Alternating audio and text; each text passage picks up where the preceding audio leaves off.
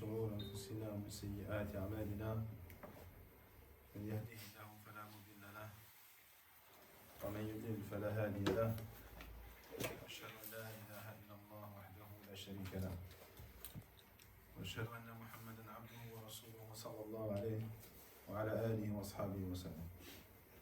يا أيها الذين آمنوا اتقوا الله حق تقاته ولا تموتن إلا وأنتم مسلمون. يا أيها الناس اتقوا ربكم الذي خلقكم من نفس واحدة وخلق منها زوجها وبث منهما رجالا كثيرا ونساء واتقوا الله الذي تساءلون به والأرحام إن الله كان عليكم رقيبا. يا أيها الذين آمنوا اتقوا الله وقولوا قولا سديدا يصلح لكم أعمالكم ويغفر لكم ذنوبكم ومن يطع الله ورسوله فقد فاز فوزا عظيما. أما بعد فإن أصدق الحديث كتاب الله تعالى وخير الهدي هدي محمد صلى الله عليه وسلم وشر الأمور محدثاتها وكل محدثة بدعة وكل بدعة ضلالة وكل ضلالة في النار. ثم أما بعد أيها الإخوة في الله، فما زال حديثنا موصولا في شرح الدروس المهمة لعامة الأمة للشيخ عبد الكريم الخضيري حفظه الله تعالى. شرعنا في الدرس 18 وهو تجهيز الميت والصلاة عليه ودفنه. نعم. نعم. بسم الله الرحمن الرحيم. قال المصنف وفقه الله في الدرس 18 تجهيز الميت رحمه الله الشيخ نباس رحمه الله. قال المصنف رحمه الله الدرس 18 تجهيز الميت والصلاة عليه ودفنه، وإليك تفصيل ذلك. أولا تلقين المحتضر أو المحتضر. يشرع تلقين المحتضر لا إله إلا الله. يشرع تلقين المحتضر لا إله إلا الله لقول النبي صلى الله عليه وسلم: لقنوا موتاكم لا إله إلا الله، رواه مسلم في صحيحه. والمراد بالموتى في هذا الحديث المحتضرون، وهم من ظهرت عليهم أمارات الموت. نعم. طيب حسب، بارك الله فيك.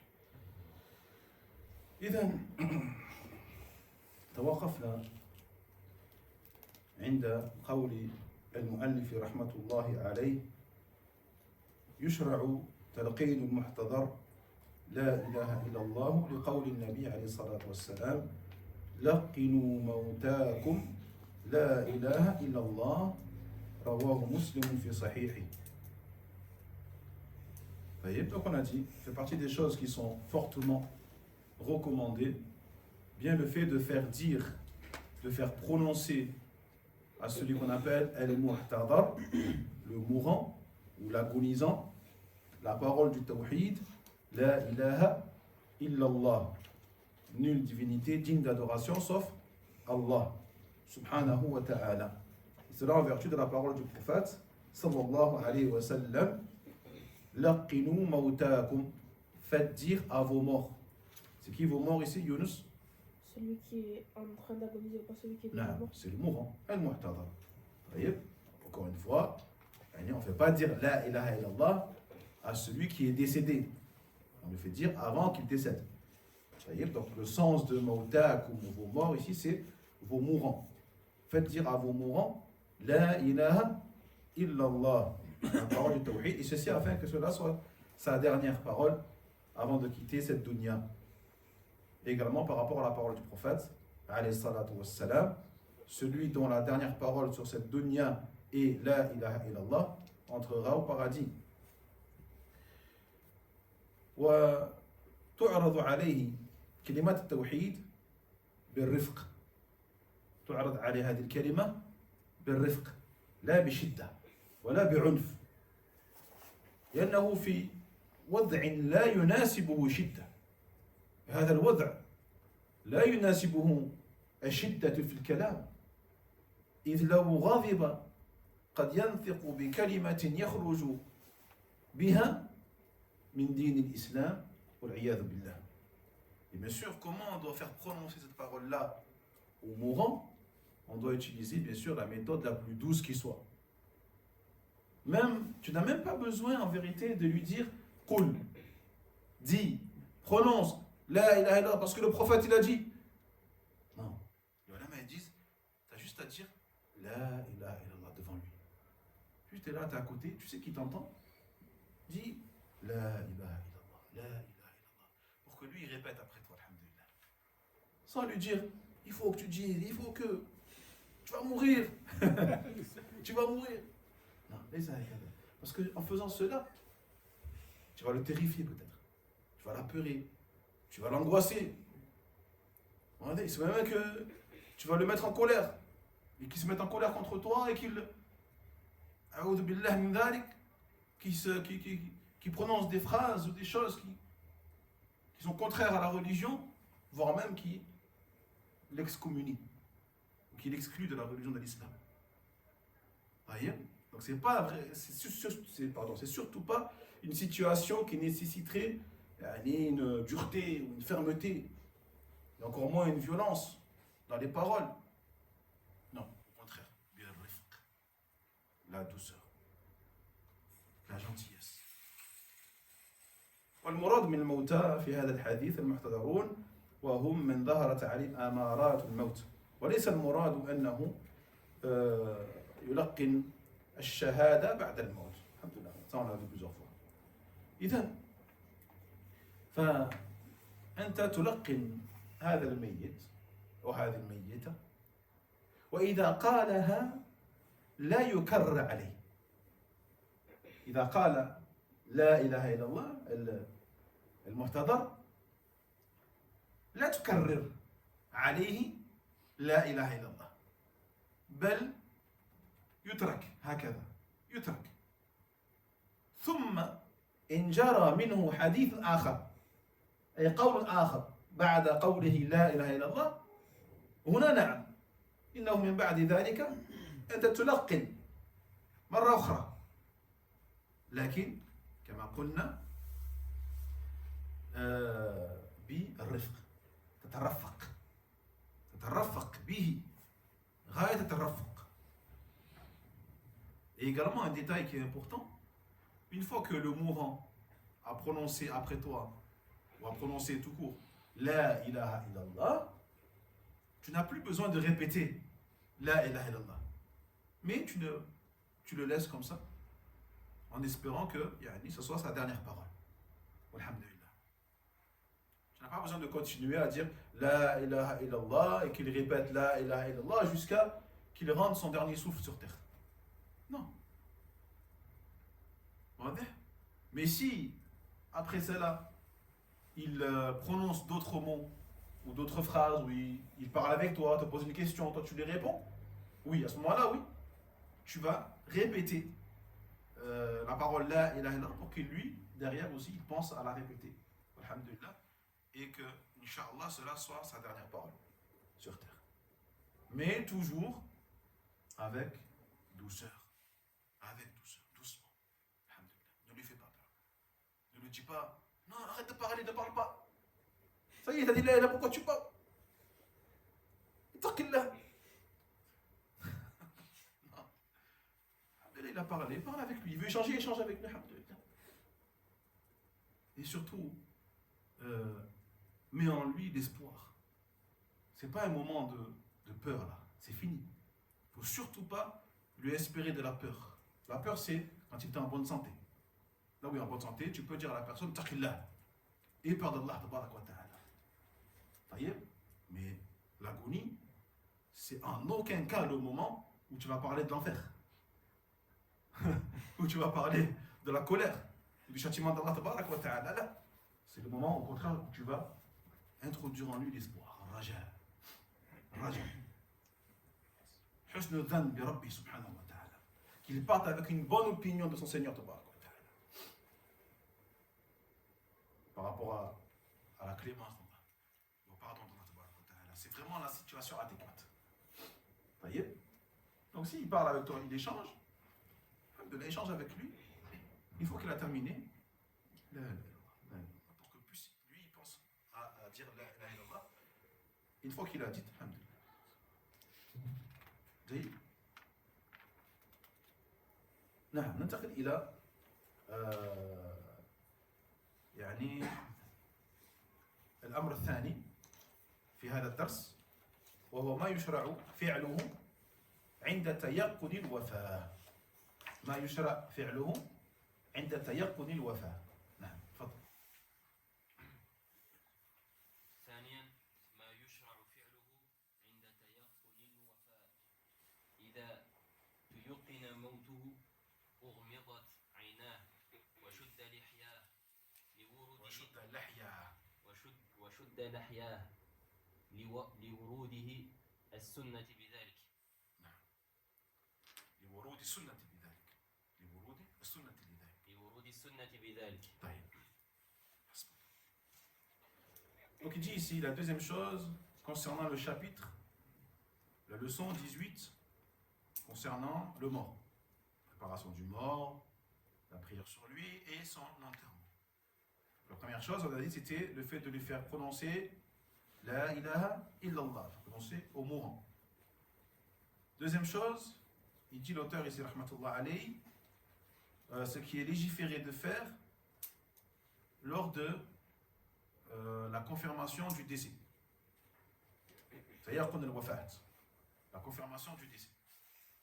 Voyez? Et ça, les médecins ils connaissent, alhamdulillah. Les médecins ils savent, c'est eux qui vont te dire que la personne est décédée.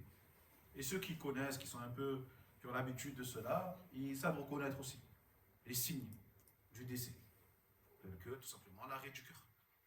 L'arrêt du cœur, accompagné de l'arrêt de la respiration.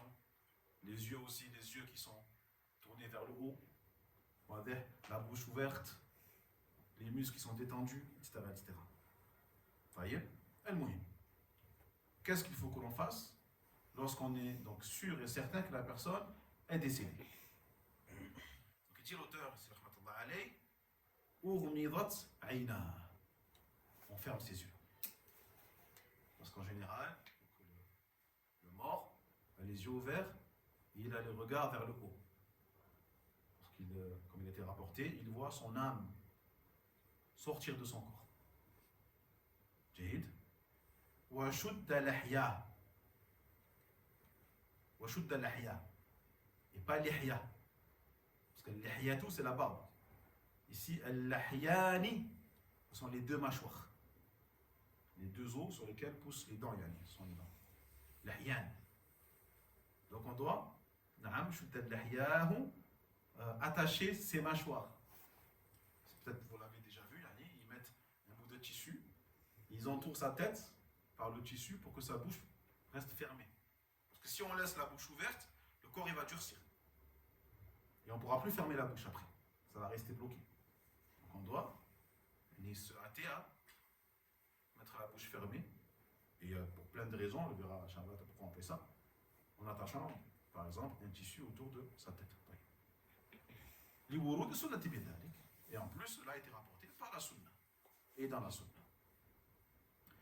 إذا تيقن موته بخروج الروح وهذا هو الموت. الموت هو خروج الروح من البدن.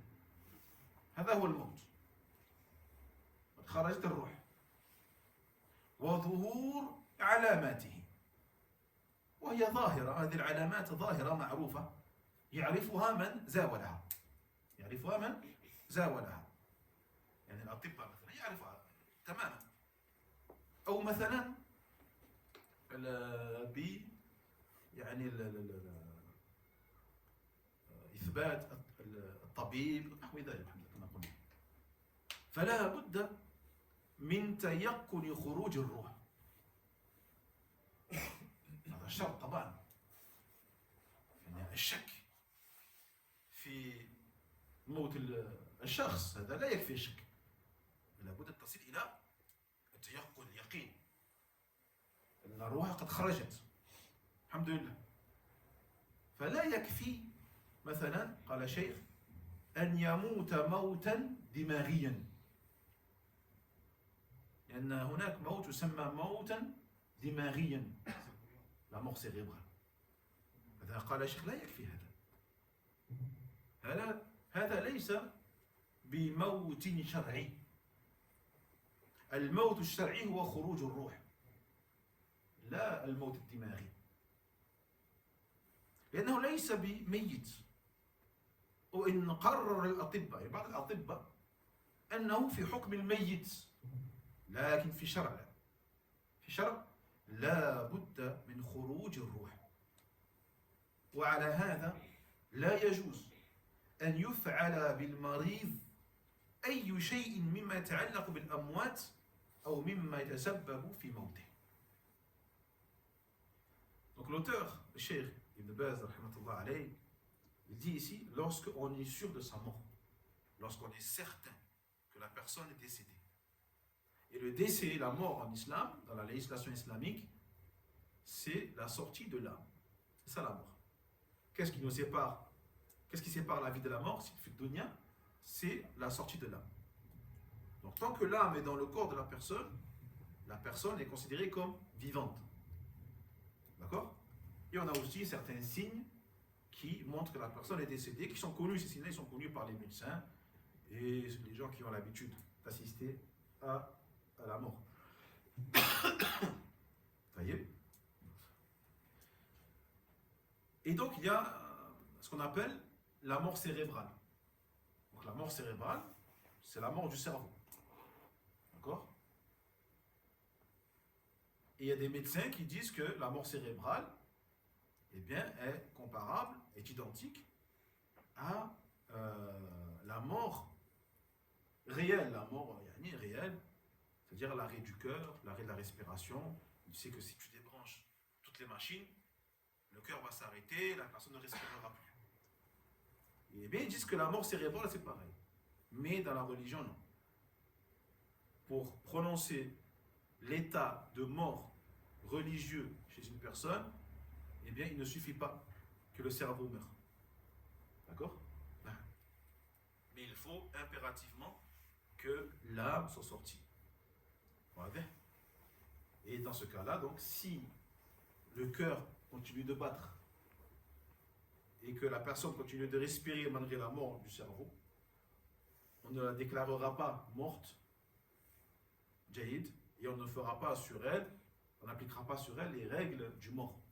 Mais les règles du vivant seront applicables encore sur elle tant qu'on n'est pas certain que l'âme est sortie de son corps.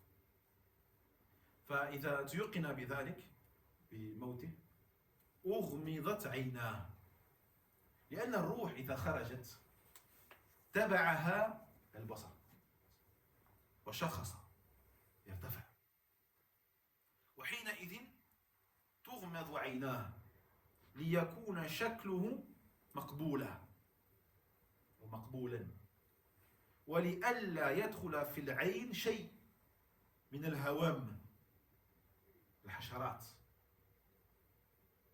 فيسرع إليها الفساد. Donc parmi les choses que l'on doit faire en priorité lorsque la personne vient de mourir et quand on est sûr de sa mort, on ferme ses yeux. Cela car, en général, lorsque l'âme sort du corps, les yeux la suivent. Les yeux la suivent. Et les yeux regardent vers le haut. Car l'âme, elle monte. D'accord? Et donc les yeux sont ouverts. C'est pour cela que ceux qui sont à côté doivent fermer les yeux de la personne. Et cela déjà pour que elle ait, ou la personne qui est morte, ait une apparence bonne, une bonne apparence. Alors que si tu la laisses les yeux comme ça ouverts, vous voyez, c'est pas une apparence qui est appréciable. Tu vas fermer ses yeux. Alhamdulillah. Et également pour ne pas que des insectes nuisibles rentrent à l'intérieur en passant donc par les yeux. Et ce qui accélérerait la détérioration du corps. D'accord? Donc pour ces deux raisons-là, il faut fermer les yeux de la personne décédée, du défunt. وكذلك شد لحياه لورود السنة بذلك لئلا ينفتح فمه. طيب، فتغلق عيناه ويغلق كذلك فمه. وهذا كله من حرمة المسلم ليكون شكله بعد وفاته مقبولا كشكله حال حياته. Et puis, après avoir fermé ses yeux, il est bien d'attacher, on a dit, ses mâchoires. C'est-à-dire fermer sa bouche. Il faut que l'on ferme sa bouche pour pas qu'elle reste ouverte. Et c'est ça, encore une fois, par respect pour le défunt. Par respect pour le défunt. Et aussi pour qu'il ait une belle apparence. S'il reste la bouche ouverte, c'est pas une apparence qui est appréciable. Et aussi pour éviter que des bêtes rentrent à l'intérieur également. Donc on va fermer sa bouche, on a dit en attachant par exemple un morceau de tissu autour de sa tête. فهذا هما اللحيان مثنى اللحيان الاثنان. واللحيان هما العظمان اللذان هما منبت الأسنان. طيب، فهما يسميان اللحيان عظمان اللذان هما منبت الأسنان. فيشدان بقماش مثلا، قماش، لأنه إذا لم يربطها ينفتح الفم، فإذا شدها وبرد يعني الميت بقي مشدودا الحمد لله. Donc le mot al-lahyan en arabe c'est le muthanna, donc c'est le duel du mot, c'est-à-dire les deux mâchoires. Al-lahyan en arabe sont les deux os sur lesquels poussent les dents, d'accord.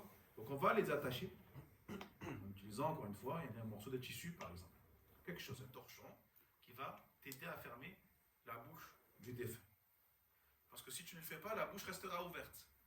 Et si elle reste ouverte et que le corps il va durcir, le corps est durci, comme vous le savez, et s'il durcit, tu ne pourras plus fermer la bouche et elle restera ouverte. Et ce ne sera plus donc une apparence présentable. Parce que le corps, tu vas le présenter après, devant sa famille, devant ses enfants, peut-être, devant ses proches. Donc il faut qu'il soit digne et présentable. طيب، ننتقل إلى الأمر الثالث وهو وجوب غسل الميت. ثالثا وجوب غسل الميت. يجب تغسيل الميت المسلم. يجب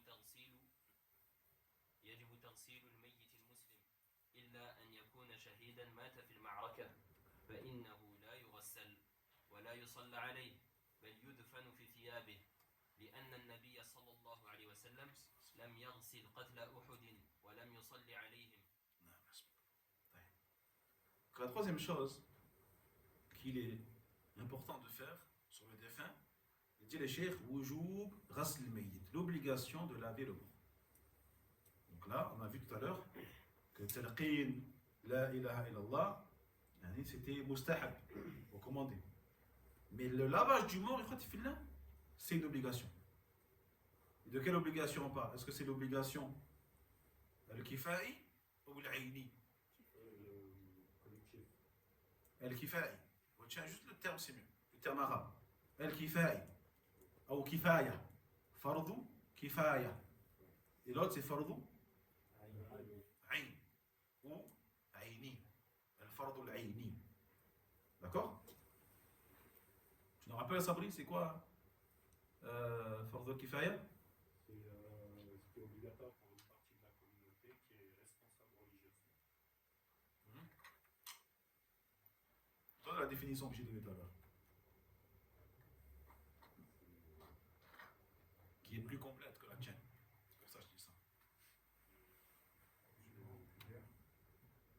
Non, هذا مكلف. On ne parle pas du mukallaf, on parle de l'obligation kifaya. Qu'est-ce que c'est, Younous?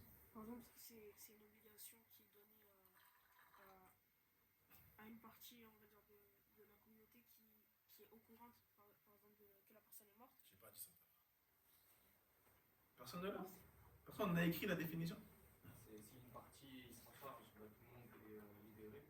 Si personne ne le fait, tout le monde est empêché. Non, non, ça c'est un morceau de la définition. Mais elle commence comment la définition? Ma talaba shari'u. Ma talaba shari'u. Min majmou'il mukallafin. Elle commence comme ça la définition. C'est ce que le législateur. Et c'est important, il faut être fait quand on. Non, c'est important parce que je dis ça. Parce que en tant que apprenant, étudiant, en quête de la science, en quête de connaissance, on ne peut pas apprendre la science n'importe comment. Il ne faut pas juste s'asseoir, écouter et rentrer à la maison. Et en croyant que le fait de retenir une partie de la définition suffit, ce n'est pas suffisant. C'est pas suffisant. Ou en croyant que tu peux, ou qu'on peut, à notre niveau,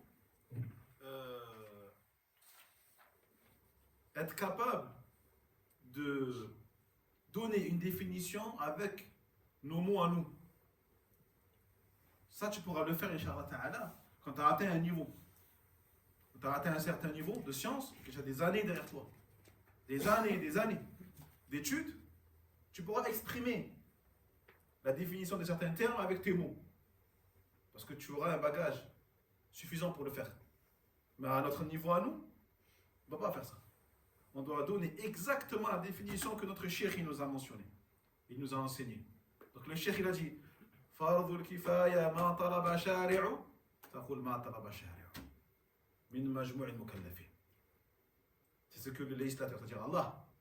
Donc le législateur c'est Allah Ta'ala, bien sûr. Le shari' a demandé de faire fi'lahu ma talaba shari'u fi'lahu, a demandé de faire min majmou'il mukallafin. Un groupe, comme tu as dit, un groupe de mukallafin, c'est-à-dire de gens responsables religieusement.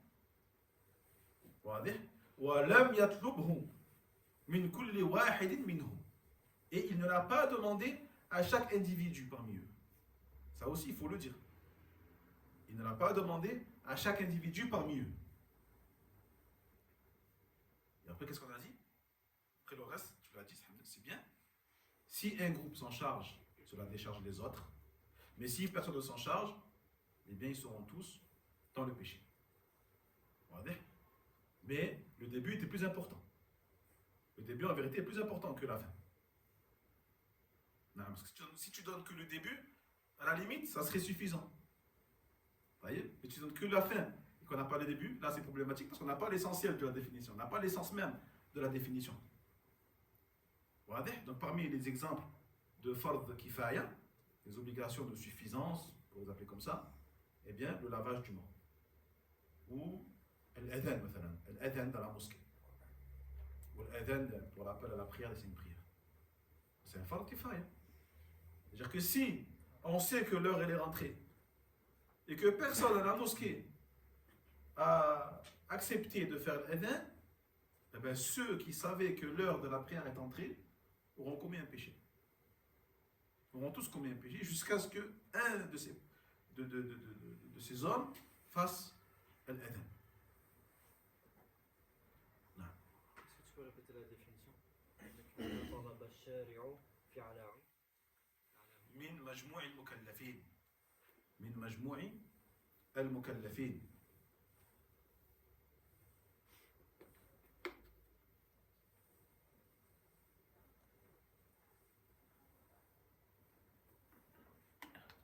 Une question.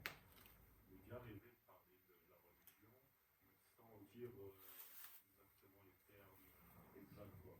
Il a dit, on va dire l'essentiel, mais sans la punition.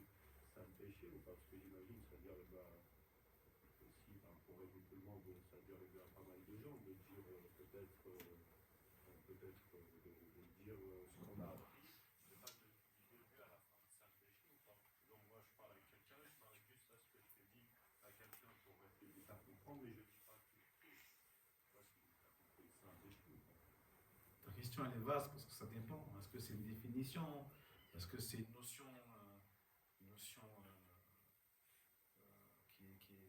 qui est simple? Ou au contraire qui doit être détaillée? Ça dépend.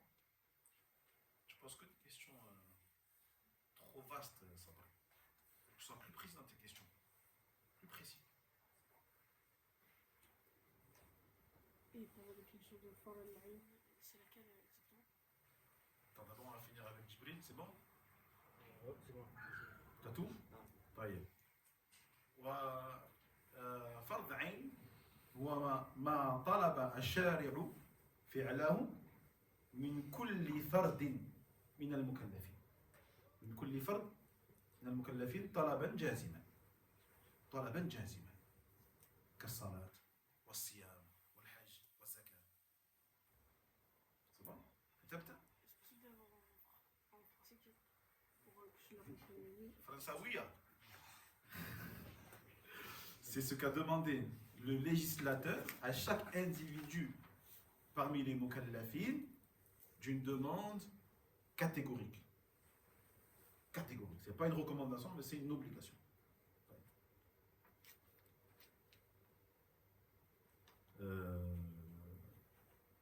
نواصل الدروس إن شاء الله تعالى.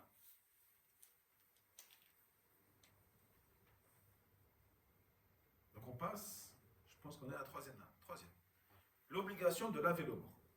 Donc il dit l'auteur ici, il est obligatoire de laver le mort musulman. Obligatoire de laver le mort musulman. Oui.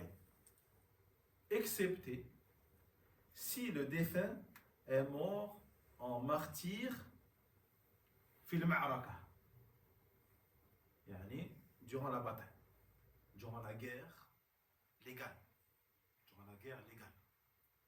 Donc s'il est mort en tant que shahid, il a été tué durant la bataille, on ne le lave pas. Et on ne prie pas sur lui. On l'enterre comme il est, avec ses habits, avec le sang et tout, avec ses blessures. لأن النبي صلى الله عليه وسلم لم يغسل قتل أحد. Car le prophète عليه الصلاة والسلام n'a pas lavé les défunts de Uhud. C'est quoi la preuve? C'est ça la preuve. Donc ceux qui sont morts durant la bataille de Uhud n'ont pas été lavés par le prophète عليه الصلاة والسلام, ni par les sahaba. Et ils n'ont pas prié sur eux. Ils n'ont pas prié sur eux. فيجب تغسيل الميت المسلم. هذا واجب. بل من الوجوب الكفائي. ذهب جمهور أهل العلم إلى أن غسل الميت فرض كفاية. فلو ترك الميت المسلم دون غسل أثم من علم بحاله. أثم كل من علم بحاله.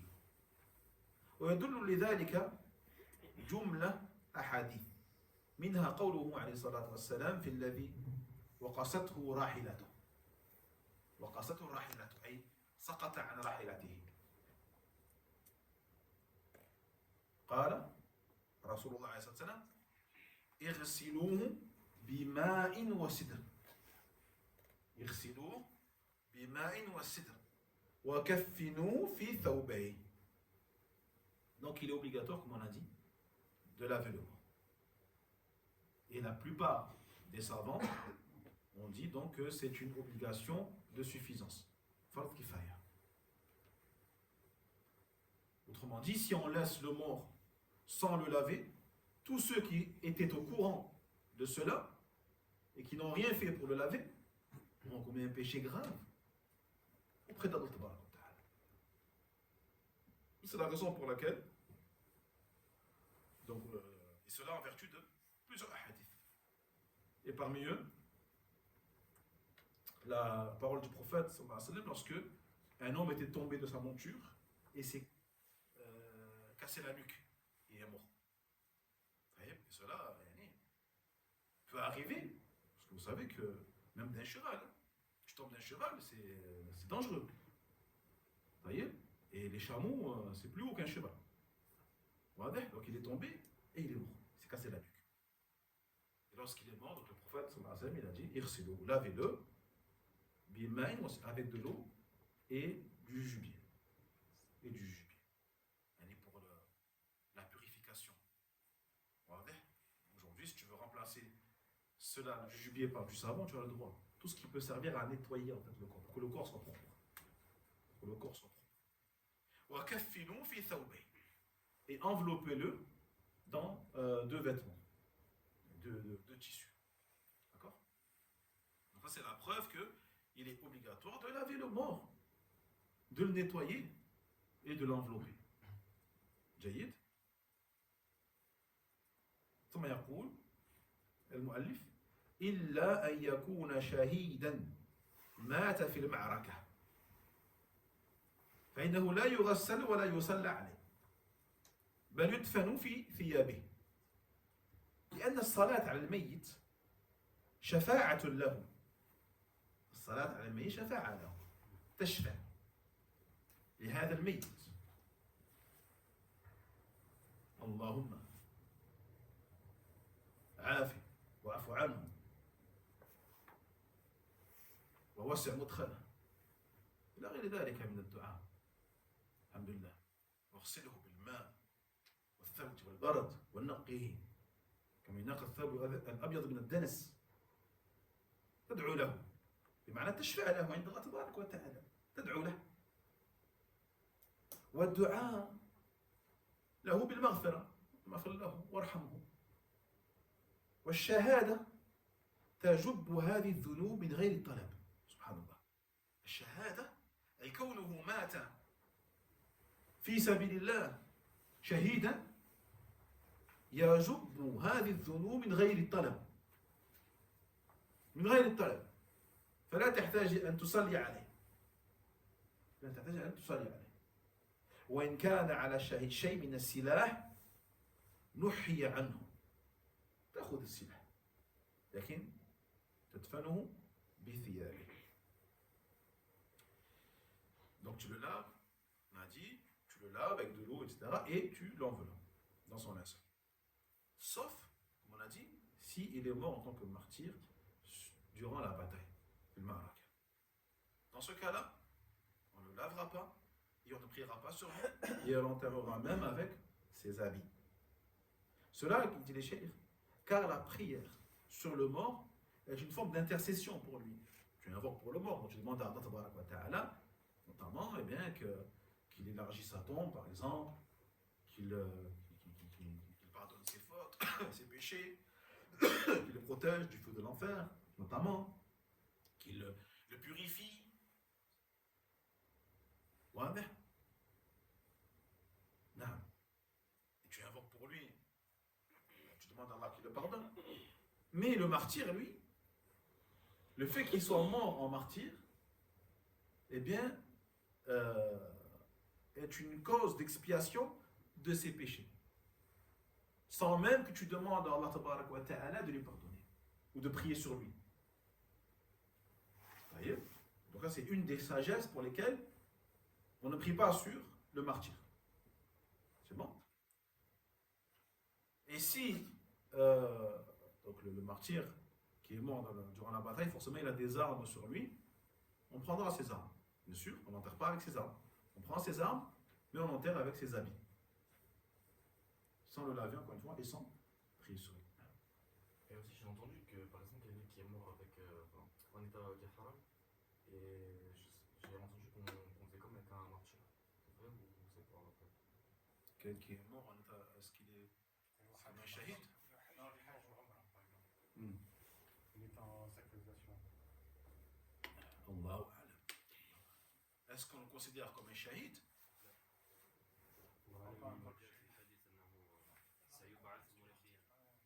نعم لكن يغسل ويصلى عليه. Non, on le lave et on prie sur lui. Non, j'avais entendu qu'on faisait comme on enterrait comme il était. J'ai entendu. Écoutez bien le cheikh, qu'est-ce qu'il dit le cheikh? مات في المعركة مات في المعركة mort durant la bataille. Le mu'tamir ou le hajj, le pèlerin, le mu'tamir, il n'est pas mort durant une bataille. Dans un hadith, qu'est-ce qu'il dit le prophète sallallahu alayhi wa sallam? Il dit 5 personnes. 5 personnes ont le rang de shahid, de martyr. Il dit al-mat'oun. Ce qu'est le mat'oun? Celui qui est mort de la peste. Et certains savants ont dit ce qui est mort d'une épidémie de manière générale. Certains ont même dit que ceux qui étaient morts du Covid, etc., ils sont considérés comme shahid, martyrs. Il y a qui encore? Elle? Noyé. Non. El-Khariq. Celui qui meurt noyé dans l'eau. Shahid. Qui encore? Non. Sahib al-Hadm. Sahib al-Hadm. Celui qui meurt sous un écroulement, un effondrement. D'accord? Une maison s'est effondrée sur lui. Un toit, un plafond, n'importe quoi, un mur, il est mort. Une montagne s'est effondrée sur lui. Même la voiture, ils ont dit si la voiture elle est crevée. Shahid. Ça, Allah wa ala, je ne sais pas. D'accord? Donc on a 3. Qu'est-ce qu'on a encore? Celui qui meurt des problèmes de ventre. El-Mabtoun. Mabtoun. Celui qui meurt. Maintenant, ils ont dit ouais, une certaine maladie du ventre. Mais ce qui est juste, c'est que toute mort qui est causée par une maladie du ventre, al-batn, shahid. Et le 5e, plus facile. Celui qui meurt sur le sentier d'Allah. Sûr? Sur le sentier d'Allah. Voilà, fi sabilillah. Fil ma'araka. Celui qui est mort durant une bataille illégale, dans le sentier d'Allah tabaraka wa ta'ala, durant la bataille. Mais, est-ce que les 5, on les lave pas? Donc lesquels on lave et lesquels on lave pas? On les lave tous, sauf celui qui est mort durant la bataille. Donc en fait, leur degré de shahid, c'est un degré dans le hadith qu'on vient de mentionner, fil akhirah, dans l'au-delà. Ça veut dire que ceux qui sont morts, on a dit sous les décombres, noyés, etc., auront le rang de les récompenses du martyr dans l'au-delà. Auront la récompense du martyr dans l'au-delà. Mais les ahkam, les règles de la dunya sur terre ne seront pas les mêmes que pour celui qui est mort durant la bataille. C'est-à-dire que les seuls qu'on ne lave pas sont ceux qui sont morts pendant la bataille. Mais ceux qui sont morts d'une maladie du ventre, ou d'une épidémie, ou noyés, ou sous les décombres, ceux-là, on les lavera, on les enveloppera, etc., etc. On priera sur eux, bien sûr. Comme des fins normaux. Si par exemple une personne meurt sans être assidu aux 5 prières, est-ce qu'on prend le risque? Enfin, non, par exemple, est-ce qu'on joue avec la divergence? Il y a une divergence sur l'état de celui qui n'est pas assidu aux 5 prières. Est-ce qu'on le lave quand même selon l'avis qui dit que. Je sais pas comment expliquer. Si toi tu as pris l'avis que celui qui ne prie pas du tout, tu es convaincu par l'avis qui dit qu'il n'est pas musulman, laisse faire les autres. Tu ne vas pas t'avancer en disant non, moi je le lave. Non, tu as pris l'avis. C'est pas musulman, pourquoi tu vas le laver? Personne ne t'oblige à le laver. Personne ne t'oblige à prier sur lui. Voilà. Et ceux qui ont pris l'avis contraire, eh bien, c'est eux qui vont s'en occuper. Voilà. وما قصد الأخ في السؤال السابق بالمحرم أنه يدفن في ثيابه. هل يدفن في ثياب الإحرام؟ لأنه هو الذي جاء في الحديث أنه يدفن في ثيابه ويبعث ملبيا. ربما قصد ذلك واختلط الأمر. الله أعلم. الله أعلم. أنا قد أجبت بحسب سؤاله. بحسب سؤاله. وهو قال هل يكون شهيدا كمن مات في المعركة؟ أنا قلت لا. وهذا يكفي شرط. طيب. سبحان إخوة في الله. فإخوة في الله المعركة كما قلنا قال شيخ المعركة وهذه الكلمة مهمة لأن هناك شهيدا أو شهداء جاء في الشرع إطلاق الشهادة عليهم لكنهم في غير المعركة مثل المبطون شهيد، الغريق شهيد، صاحب الهدم شهيد، المطعون شهيد. طيب، لكن هؤلاء شهداء في ثواب الآخرة، في ثواب الآخرة، في أحكام. أما في أحكام الدنيا فيعاملون معاملة غيرهم، فيغسلون ويكفنون ويصلى عليهم. D'accord? Donc encore une fois, le mot du shir ici il est important. Fil ma'araka durant la bataille. Ça veut dire que tous ceux qui ont le rang de shahid, de martyr, mais qui sont morts encore une fois noyés sous les décombres, etc., etc., ils auront la récompense du shahid dans l'au-delà, mais on les traitera sur terre comme ceux qui sont morts en dehors de ces situations-là, c'est-à-dire qu'on les lavera, qu'on les enveloppera dans leur linceul et qu'on priera sur eux. فالحكمة ما هي الحكمة من ترك الموتى في سبيل الله في المعركة؟ À cause des blessures de guerre avec la bataille. إذا C'était compliqué d'exposer comme ça, de laver. وجدت هذا؟ وجدت هذه الحكمة؟ الله أعلم. أنا لم أجد هذه الحكمة. لم أجد. الله أعلم. C'est pas parce qu'ils sont pas morts qu'ils sont vivants auprès d'Allah. لم أجد هذا في الدليل. Là, tu lèves la main pour montrer. Lève la main. Je sais pas si c'était le mot lui, je pense. Ah, non, toi. Pour qu'ils soient présentés devant Allah comme ça. كذلك؟ طيب، نعم، أحسنتم. الحكمة بتركهم بدمائهم من غير تغسيل، هذه الحكمة تعلم من قوله عليه الصلاة والسلام في الحديث الآخر، قال: ما من مجروح جرح في الله، ما من مجروح جرح في الله تعالى إلا بعثه الله يوم القيامة وجرحه يدمى، وجرحه يدمى، اللون لون الدم، والريح ريح المسك، وهذا إبقاء لأثر هذه الطاعة العظيمة. الله أكبر. Donc la sagesse que moi j'ai trouvée, c'est celle qu'ont dit les frères, le fait de laisser celui qui est mort durant la bataille avec ses blessures sans le laver, etc. Eh bien, on a une sagesse qui a été rapportée par le prophète sallallahu alayhi wa sallam. Donc il se peut que les ulama ont fait ont essayé de trouver d'autres sagesses à cela, et il se peut qu'ils aient raison, alhamdoulilah. Mais bien sûr, il n'y a pas plus clair et meilleur que la sagesse qui a été rapportée par le prophète lui-même ou par Allah tabarak wa ta'ala avant lui. Il dit le prophète sallallahu alayhi wa sallam, il n'y a pas un blessé qui a été blessé dans le sentier d'Allah tabarak wa ta'ala. Donc là, on ne parle pas forcément de celui qui est mort. Il se peut que la personne ait été blessée, elle a une blessure qu'elle a eue pendant une bataille fi sabilillah, mais elle n'est pas morte. Sans qu'Allah tabarak wa ta'ala, après sa mort, ne la ressuscite le jour de la résurrection avec ses blessures ensanglantées. Avec ses blessures ensanglantées. La couleur de son sang sera la couleur du sang sur terre, rouge.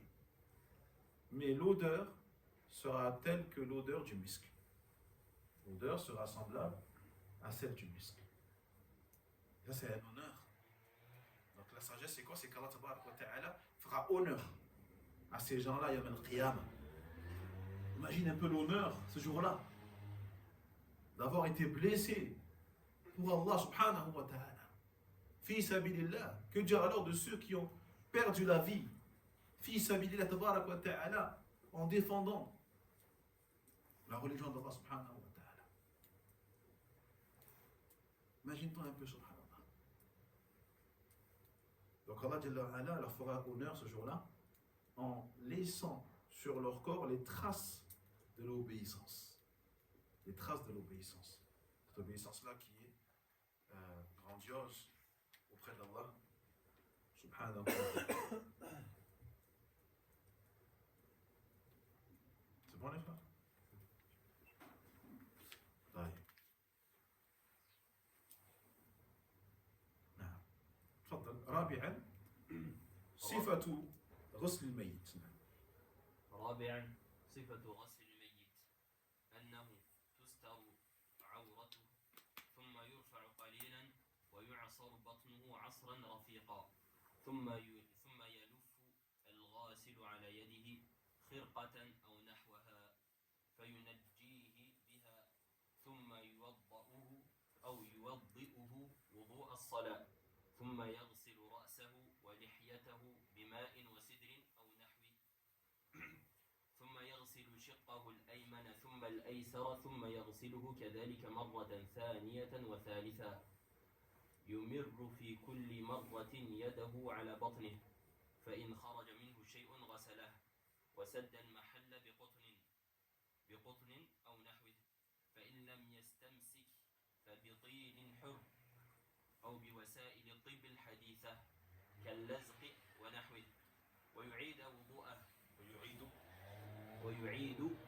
وضوءه وإن لم ينقي بثلاث زيد إلى 5 وإلى 7 أو إلى 5 أو زيد إلى 5 أو إلى 7 ثم ينشفه بثوب ويجعل الطيب في مغابنه ومواضع سجوده وإن طيبه كله كان حسنا ويجمر أكفانه بالبخور وإن كان شاربه أو أظفاره طويلة أخذ منها وإن ترك ذلك فلا حرج ولا يسرح شعره ولا يحلق عناته ولا يختنه ولا يحلق عانته ولا يختنه لعدم الدليل على ذلك والمرأة يضفر شعرها ثلاثة قرون ويسدل من ورائها. نعم حسبك. طيب, donc il nous reste près de 10 minutes. On va essayer de traduire au moins la parole de l'auteur ici, rahmatullah alayhi. Il dit ici, quatrièmement, parmi les règles concernant le défunt, la description du lavage du mort. Description du lavage du mort, alhamdulillah. إذن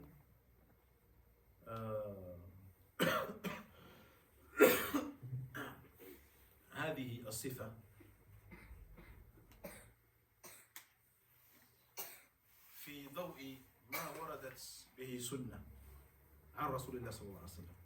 Bien sûr, ici la description que le cheikh il va donner est en conformité et à la lumière de ce qui a été rapporté de la sunna du prophète alayhi salatu wassalam. D'accord? Donc, même dans la manière de laver le défunt, il y a une méthode, une façon qui doit être conforme à la sunna du prophète Mohammed sallallahu alayhi wa sallam. D'ailleurs, je recommande, Inch'Allah, pour ceux qui voudraient la description en vidéo du lavage du mort en langue française, Inch'Allah ta'ala. J'ai fait une vidéo avec le frère Boumedian, Hafidahullah ta'ala, donc il travaille dans ce métier-là, alhamdulillah, dans lequel donc vous pourrez assister au lavage du mort de manière claire. Donc, il y a le frère qui a fait le rôle du défunt, et puis les frères ont montré donc clairement comment laver le mort, comment l'envelopper de manière détaillée, ainsi que on a traité également de certaines questions, on a répondu à certaines questions concernant les règles donc, du défunt, etc., etc. Donc la vidéo est sur YouTube, sur notre chaîne, alhamdulillah. Donc ici l'auteur ici rahmatullah alayhi annahu tustaru awratuh. Donc on doit cacher sa aura. On doit cacher sa aura.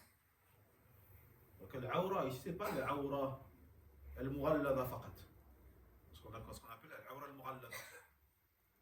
La partie à cacher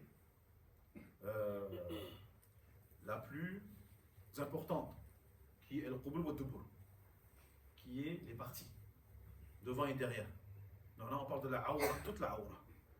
Pour l'homme, c'est des genoux jusqu'au nombril. طيب. ثم يرفع قليلا. Puis on surélève un peu le corps du défunt. ويعصر بطنه عصرا رفيقا. Puis on va presser très doucement sur le ventre du défunt. ثم يلف الغاسل على يد خرقة أو نحوها. Ensuite, le laveur ou les laveurs vont entourer leurs mains avec du tissu pour ne pas être en contact direct avec le corps. فينجيه بها.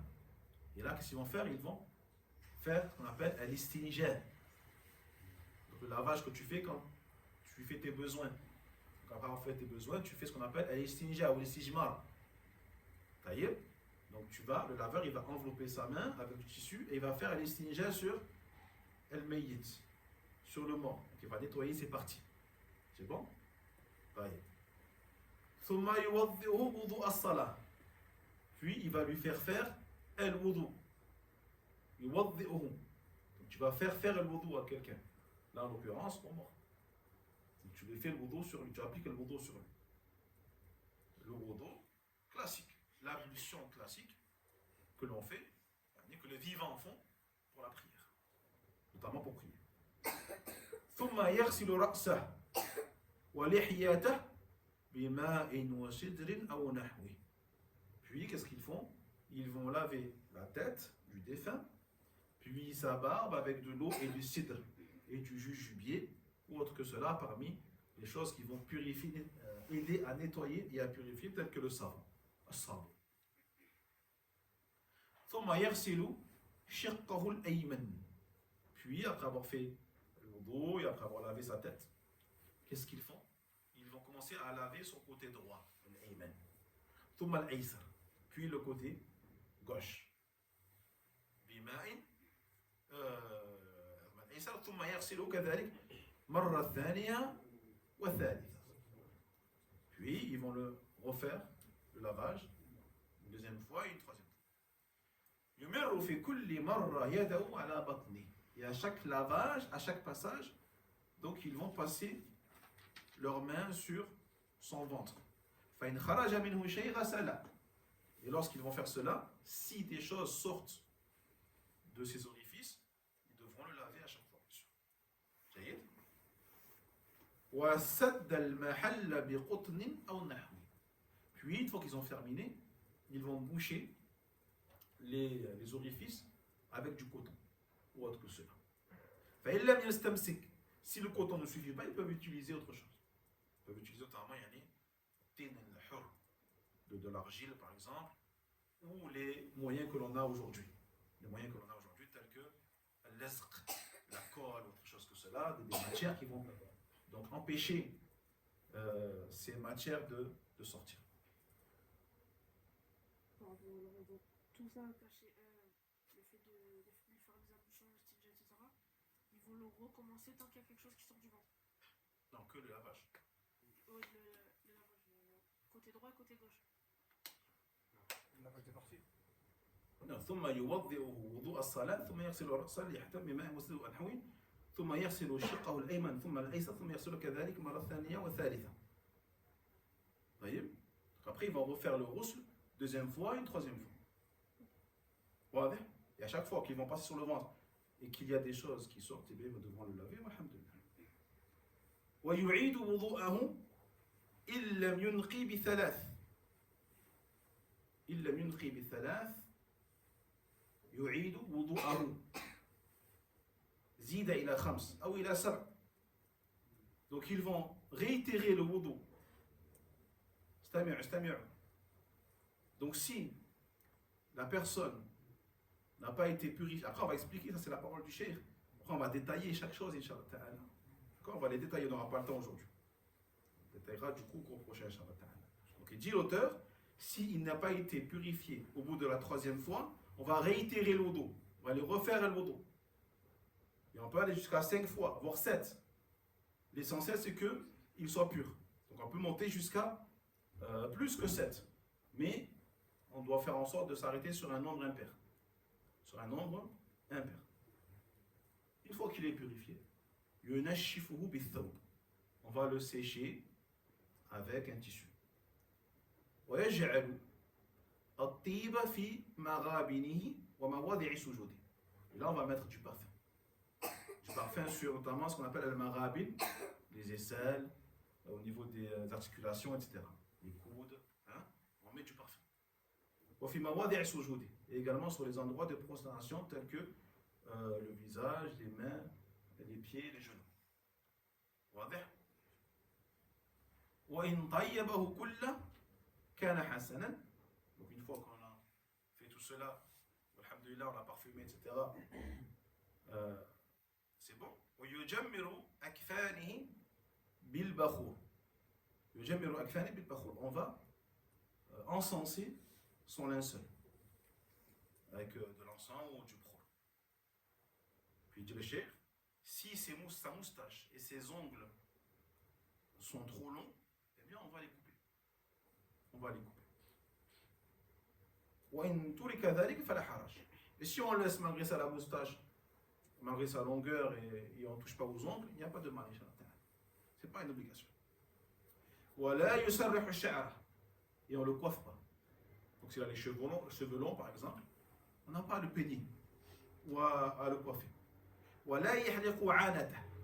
Et si ses poils pubiens sont conséquents, on n'a pas à le raser non plus au niveau de ses poils. Même si on voit qu'il n'a pas été circoncis, on ne va pas le circoncire. Car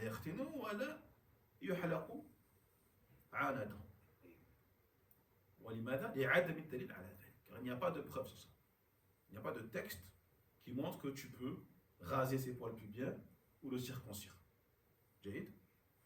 والمرأة يظفر شعرها 3 قرون. Et la femme, on va lui faire 3 tresses. Donc si elle a les cheveux longs, on lui fait 3 tresses. 3 قرون.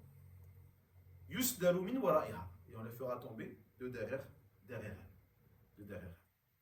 Alhamdulillah. إذن تستر عورته. تستر عورته. هذا أول شيء.